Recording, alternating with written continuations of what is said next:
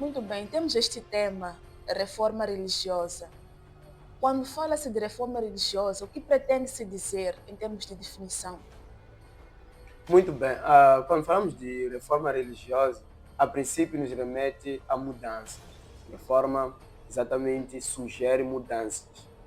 Então, na verdade, a reforma religiosa é o conjunto de transformações que ocorreram de ordem religiosa e ligadas à Igreja Católica nos séculos XVI. Então, quando falamos de reformas, são as mudanças que ocorreram no seio da Igreja Católica, ou melhor, que foram impulsionadas a ocorrer no seio da Igreja Católica. Ok, então temos aqui o século XVI. Em que contexto ocorreu a reforma religiosa? Muito bem. A reforma religiosa ocorre num contexto onde temos o mundo inteiro ainda saindo ou terminando aquilo que é o período medieval, não é? A Idade Média, e que muita relação de política religiosa ocorria em volta daquilo que são os princípios da Idade Média. Nós temos lá, por exemplo, a questão de três estados a vigorarem nesta época. Temos o estado de clero, que é esta organização religiosa, temos a nobreza, que é o rei e a sua estrutura hierárquica, e temos o terceiro estado, que é o povo.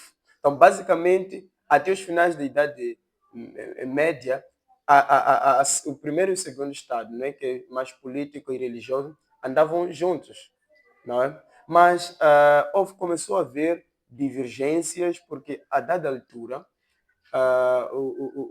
os padres, os da classe sacerdotal, não é? Acabavam tendo mais prestígio do que o próprio rei. Às vezes acumulavam mais riquezas do que o poder político. E isto criou divergência. E foi neste contexto que começam a se apoiar o surgimento das ideias que lutavam contra contra a Igreja Católica, contra o poder religioso nesta época. As ideias, não é, luteranismo, mais tarde as outras que foram surgindo neste contexto. Muito bem, percebe-se aqui que estamos diante de conflitos entre a área política e a área religiosa. E por conta disso surgiram no século XVI alguns movimentos que lutavam por oposição entre as igrejas católicas, tal como fez menção do luteranismo, do anglicanismo e do calvinismo. É verdade. Por favor, gostaria que esclarecesse um pouco a volta deste assunto. Ok. Falar destes movimentos, na verdade, eram movimentos de contestação e que contestavam exatamente o caráter doutrinário da Igreja Católica. Mas esses movimentos não surgiram especificamente no século XVI, como temos tentado a mostrar ou como temos tentado a apregoar. As ideias primárias são um pouco mais remotas, não é? E podemos aqui invocar alguns nomes como John Wycliffe, podemos falar de John Hus, que foram pessoas extremamente críticos na questão doutrinária da Igreja Católica, que era uma das igrejas eh, ocidentais com mais poder, uma das igrejas da Europa Ocidental, não é, que influenciava a Europa Ocidental. Então, estes homens, por exemplo, o John Wycliffe era inglês, professor universitário, também o Hans era professor universitário. Estes iam criticar a imoralidade e a questão de luxo que dentro da Igreja Católica se vivia. Uma vida luxuosa, uma vida de corrupção, uma vida de ostentação, onde os próprios própria classe de religiosos passavam a viver de uma forma não digna de pessoas de Deus, não é?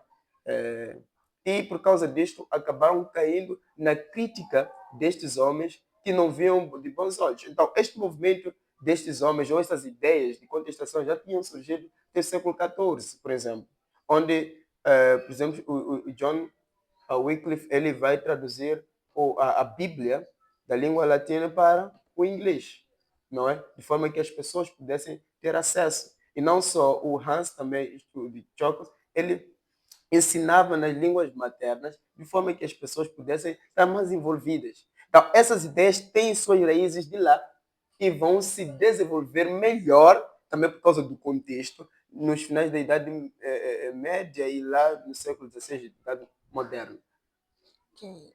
O que nos traz aqui, na verdade, é que a origem do surgimento desses movimentos, ou a ideia do conflito, a ideia do conflito, ela surgiu no século XIV com esses dois, o John e o Hans, ah, e que veio a desenvolver-se mais tarde com os movimentos do luteranismo, entre outros. Exato. Mas eu gostava mesmo de perceber, em termos de causas, quais são as causas que estão por detrás da reforma religiosa. Ok, interessante. Basicamente, ah, a Igreja Católica encontrava-se, eu podia invocar ou citar aqui duas causas, né? A crise na estrutura política da própria, nem estrutura política, a estrutura da Igreja Católica. Eu, como eu dizia, a Igreja vivia num estágio não apreciável na qualidade de igreja, não é? Porque os padres ou a classe sacerdotal, né, dentro da igreja havia essa divisão de alto clero e baixo, não é? Em termos hierárquicos. Mas ainda assim, o ser um membro desta classe já era um prestígio, já era um privilégio.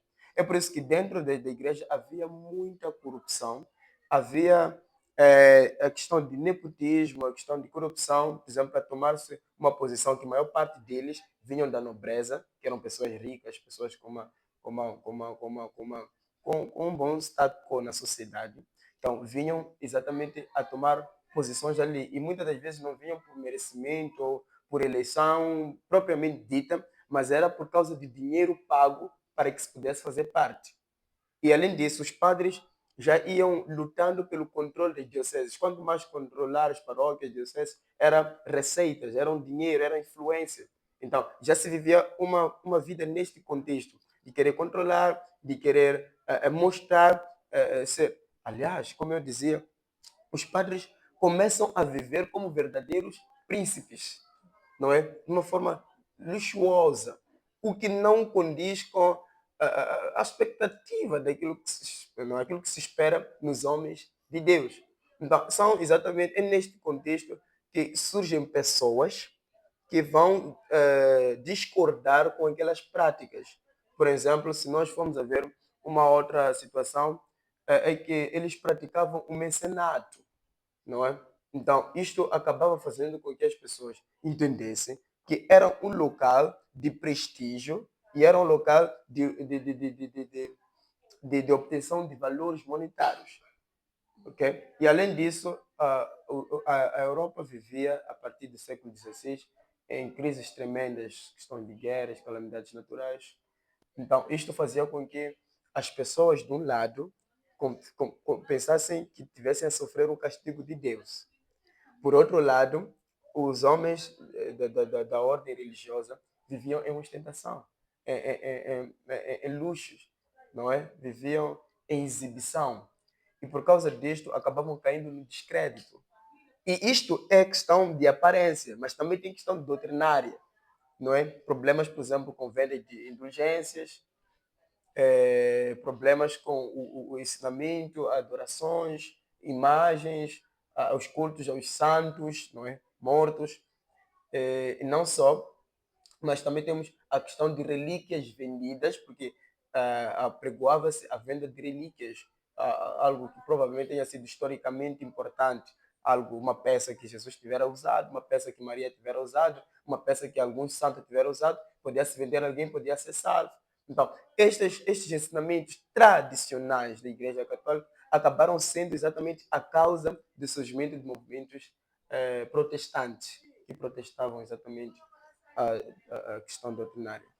Ok, muito bem.